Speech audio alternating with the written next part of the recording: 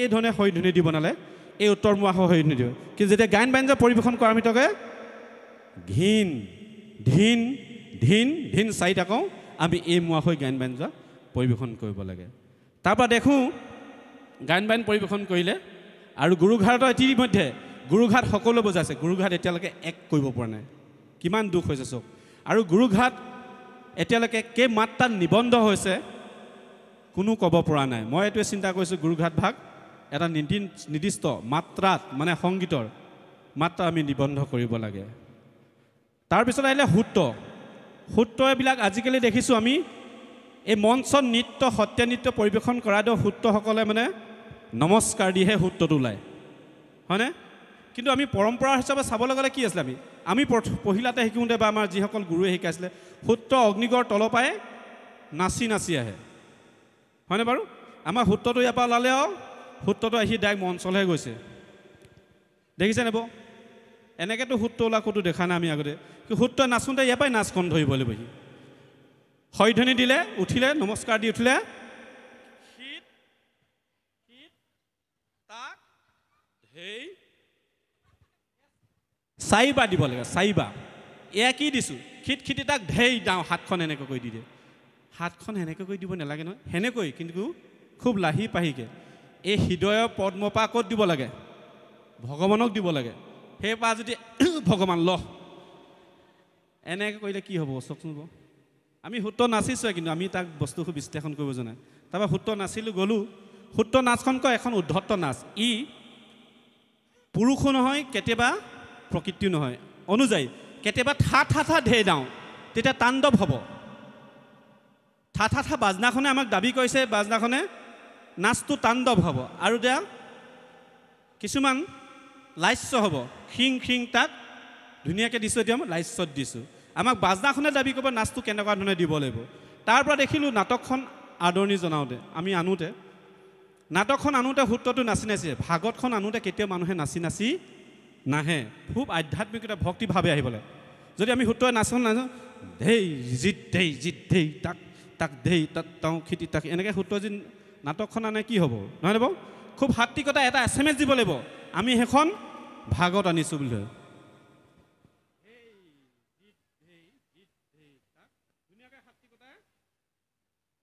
মুখৰ এক্সপ্ৰেশ্যন পূৰা দিব লাগিব যেতিয়া এখন ভাগত আনিছোঁ মই মেছেজটো দৰ্শকক বুজাই দিব লাগিব সূত্ৰ আনিব লাগে কাৰণে আনে এইখিনি কথা লক্ষ্য কৰিবলগীয়া আছে যথেষ্ট তাৰ পৰা আহিলে মই অকণমান চৰিত্ৰৰ ওপৰত কৈছোঁ চৰিত্ৰ দুটামান চুই থৈ যাওঁ নহ'লে অসুবিধা হ'ব বিশেষকৈ এতিয়া মই দেখিলোঁ আমাৰ নাৰদ এজন নাৰদে মই বীণখন বজোৱা নেদেখিলোঁ বীণখন বজাইছে ৰেপিছেহে হে কোন এখন বাদ্যযন্ত্ৰ আছে অকল বজালেহে যে তাৰ মাত বজালে মাতটো ওলাব নোলাব নহয় গীটাৰখন যদি জেংকৈ মাৰি থাকে তেতিয়া জেংহে বাজিব তাতো নোটখিনি নোলাব গানটো নোলাব গীটাৰখনৰ এই ৰীডখিনি যদি মই নিদিওঁ হয় ন এই গীটাৰখন বজাওঁতে ৰীডখিনি যদি মই কৰ্ডখিনি নিটিপিওঁ তেতিয়াতো তাৰ হেৰিটো ওলাব নোলাই নহয় আমাৰ নাৱতে এনেকৈ লৈ হেৰিখন বীণখন এইদৰে বজাই থাকে এইখন কেনেকুৱা বীণ আহিলেও অসমত দেখোন হয়নে তাৰপৰা আহিলে নাওতে কি কৰিলে এতিয়া সেই বীণখন লৈ নমস্কাৰ কৰিছে চাওক বীণখনৰ মূৰটো সেইফালে দিয়ে গুৰুজনৰ ফালে এইদৰে বীণখন আগবঢ়াই মূৰটো সেৱা কৰিছে এতিয়া যদি মই মানি ল'ম বায়নজনে কি খোলটো আগত লৈ এনেকৈ আপুনি দাখন লৈ আছে আহিলেনে নমস্কাৰ কৰিছোঁ দাখন লৈ কথাবোৰ অকণমান ভাবিব লাগিব হয়নে বাৰু নাৱত হ'ল বুলিয়া হয়নে আৰু বীণখনৰ এই বুলনিখিনি বুলিব এইখন বীণ নহয় প্ৰকৃততে আমাৰ বীণ এনেকৈ লয় আমাৰ বিহুত বজাওঁ আখনতে বিচন চৰাই হৰাহেতে ঐ মোৰ আহা চহৰাই এইখনহে বীণ এনেকৈ লয় বীণ এতিয়া নাওতে এনেকৈ ফেশ্বন শ্ব'হে দিয়ে আৰু উপায় নাই এতিয়া আমি বিচাৰোঁ এই কমিটিয়ে ধৰি দিছে যি পুৰস্কাৰ আমি দিবই লাগিব হয়নে বাৰু গতিকে কথা ক'বলৈ যথেষ্টখিনি আছিল সময় যথেষ্ট কম তথাপিতো এইকেইটা কথাকে ক'লোঁ আৰু এটা কথা ইয়াৰ পৰাই আমি বাৰ্তা দিছোঁ যিহেতু আমি ভাওনা বুলি ক'লে গুৰুজনাৰ অংকীয়া ভাওনাখিনি পাহৰি কেতিয়াও আমি বেলেগ ভাওনালৈ আহিব নোৱাৰোঁ যদিও গুৰুজনাই ছখন ভাওনা লিখিছিল প প ক ক ৰ ৰ প প ক ক ৰ ৰ প প পত্নীপ্ৰসাদ পাইজাখন ক ক ৰুক্মিণী কেলিগোপাল কালিয়দমন ৰ ৰ ৰুক্মিণী হৰণ আৰু ৰাম বিজয় এটা শব্দে প প ক ক ৰ ৰ এয়া ছখন ভাওনা সেই ভাওনাৰ আৰ্হি আমি এই বৰ্তমান ভাওনাত কৈছোঁ আজিকালি ভাওনাবিলাকত আমাৰ সাজ পোছাক এনেকুৱাই হৈছে বাতি কাঁহী গিলাচ বল নহয়নে কৃষ্ণদা বাতি কাঁহী গিলাচ আৰু বল ড্ৰেছ পোছাকবিলাকত লগাই শেষ কৰি পেলালে হাতৰ কাম নাইকিয়া কৰি পেলালে আমাৰ ভাওনা সাজ কি হ'ব লাগে প্ৰকৃততে সাজ পোছাকৰ লগত অলপ অধ্যয়ন কৰিবলৈ হ'ল আপোনালোকে কিতাপ পত্ৰবোৰ পঢ়িব এনেকৈ যদি ভাওনা সংস্কৃতি হয় বা আমি ভাওনা যদি বিতৰ্কিত কৰি ভাওনাখন হ'লহে কেইজনমানে লাগি গ'ল ছ'চিয়েল মিডিয়াত বিতৰ্কিত কৰিবলৈ এইসকলে ভাওনা সংস্কৃতিটো ধ্বংস কৰিছে এই শংকৰদেৱ মাধৱ দুজনকো মাৰিবলৈ আত্মাটোকো ঘূৰি ফুৰিছে এনেকৈ হ'লে ভাওনা সংস্কৃতি আমাৰ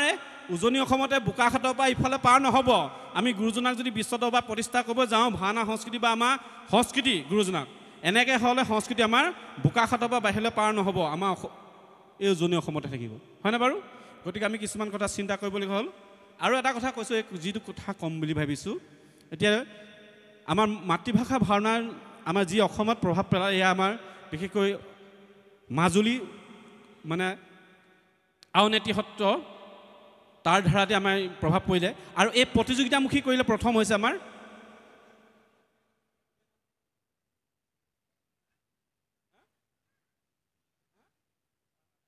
প্ৰতিযোগিতামুখীলৈ আনিলে আমাৰ যোৰহাট আঠতলীয়া গাঁৱতে বিশেষকৈ মোতকৈ বহুত যথেষ্ট অভিজ্ঞ কৃষ্ণদা তেখেতক মই সুধি লৈছোঁ এই প্ৰতিযোগিতামুখী কৰাৰ বাবেহে আজি ভাওনা ইমান চৰ্চা হৈছে যদি প্ৰতিযোগিতামুখলৈ নানিলেহেঁতেন আমি ভাওনা এতিয়া সেই পাম লাইট দি থকা ভাওনাই হ'ল দিন নহয়নে বাৰু হয় কিছুমানে ভাল পাইছে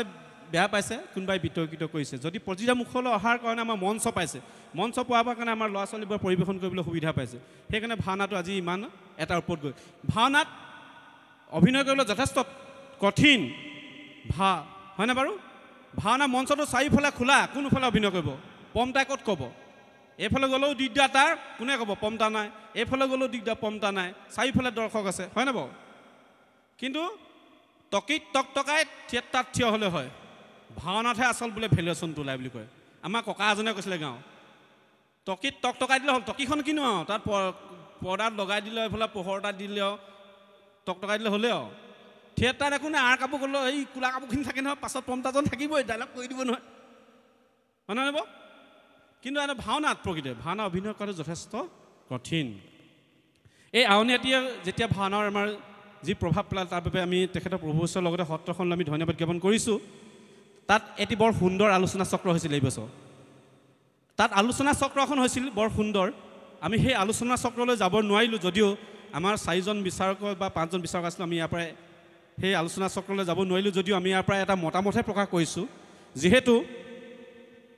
ভাওনাৰ তাত কৈছিলে যে আমাৰ ভাওনা নাটকখন তাৰপৰা ইয়ালৈ যদি আনো আমাৰ এইটো কেতিয়াও ভাওনা নাটকখন প্ৰতিষ্ঠা কৰা নহয় হয়নে বাৰু কেনেকৈ প্ৰতিষ্ঠা হয়নে বাৰু গতিকে আমি আগতে দেখিছিলোঁ যে আমাৰ গাঁওবিলাকত ভাওনা কৰোঁতে দিনত বৰসভা পাতে দিনত খোল প্ৰসংগ হয় নাটক আগবঢ়াই পিনি তাৰপৰা নাম প্ৰসংগ হয় ইত্যাদি ঢেৰ হয় সেয়া নাটক প্ৰতিষ্ঠা কৰি লয় কিন্তু আমি এতিয়া দেখিছোঁ যে নাটকখন প্ৰতিষ্ঠা নকৰাকৈ তাৰপৰা অকল গায়ন বায়ন আনিলে আৰু দুজন মানে ঘিন মাৰিলে থ'লে আৰু আকৌ আনিবলগীয়া হ'লেই এইটো আমাৰ অকণমান নিয়মৰ বাহিৰত পৰিছে বুলি ভাবিছোঁ আমি ভৱিষ্যতলৈ কি কৰিব পাৰোঁ ভৱিষ্যতলৈ আমি ভাবিছোঁ আমাৰ ফালৰ পৰাহে জনাইছোঁ আমি যদি ভাওনা সমাৰোহবিলাক পাতোঁ আমি নামষাৰ যদি কোনোবা এজনক 4 বজা বা 3 বজাত যদি নাটক 2খন আগবঢ়াই দুইটা দলে নাটকখন উৎসৰ্গা কৰি যদি তাৰপৰা নাম গায় তাৰপিছত যদি আমি নাটকখন আনো সেয়াও নাটক প্ৰতিষ্ঠা কৰা হ'ব বুলি মই ভাবিছোঁ যদি আকৌ এতিয়া নাটকখন যদি ইয়াত প্ৰতিষ্ঠা কৰি ল'ব নোৱাৰোঁ অসুবিধা হ'ব যথেষ্টখিনি গতিকে আৰু এটি কথা কওঁ এই আমাৰ লগত যিহেতু আমি এইখিনি বিচাৰ কৰি আছিলোঁ আমাৰ লগতে আছিল আমাৰ মন ৰাজগুৰু আমি ওচৰতে কথা পাতোঁ কেতিয়াবা আমাৰ লগতে এই সৰু ল'ৰাকেইটা মানে আমাৰ কাষতো খোজ মানে মাৰি থাকে আৰু তালে দুজনীমান নহা হ'ল আমাৰ ইমানে মনটো বেয়া লাগিছে নহয় আচলতে আমাৰ ল'ৰা ছোৱালীবোৰ এনেকৈ আগ্ৰহী হ'ব লাগিব গতিকে আপোনালোকে ল'ৰা ছোৱালীখিনি পঠিয়াব আমাৰ এই সংস্কৃতিলৈ পঠিয়াব জাতি গ'ল যদি আমি এই গুৰুজনা সংস্কৃতিখিনিয়ে এনেকৈ যদি বান্ধিব নোৱাৰোঁ আমি অসমীয়া জাতিটো আমি অসমীয়া বুলি আমাক চিনাকি দিবলৈ অসুবিধা হ'ব আচলতে ভাওনা সংস্কৃতি কৰি থাকিলে আপুনি সম্পূৰ্ণ এই বেলেগ সংস্কৃতিৰ পৰা আঁতৰত থাকিব হয়নে গতিকে মই সকলোৰ পৰা অনুৰোধ জনাইছোঁ আৰু যিসকল উদ্যোক্তা সমিতিয়ে ইমান সুন্দৰকৈ আমাক এই আসন ভাগ দিলে আমি চিৰদিনৰ বাবে তেখেতসকলৰ চৰণত ঋণী ল'লোঁ সদৌ শেষত ভগৱন্তৰ চৰণত আমি ক্ষমা প্ৰাৰ্থনা মাগিলোঁ এটি জয়েৰে আমি এই অনুষ্ঠানটি আজি সামৰিব বিচাৰিছোঁ সকলোৱে দিব জয় জগতগুৰু শ্ৰীমন্ত শংকৰদেৱৰ জয় জয় ভাওনা সংস্কৃতি জয় ভাওনা সংস্কৃতি জয় জগতগুৰু শ্ৰীমন্ত শংকৰদেৱৰ জয় ডুবদৰবাসী ৰাইজৰ জয় জয় জয় অপৰাধ মাৰ্জনা কৰিব হেল্ল'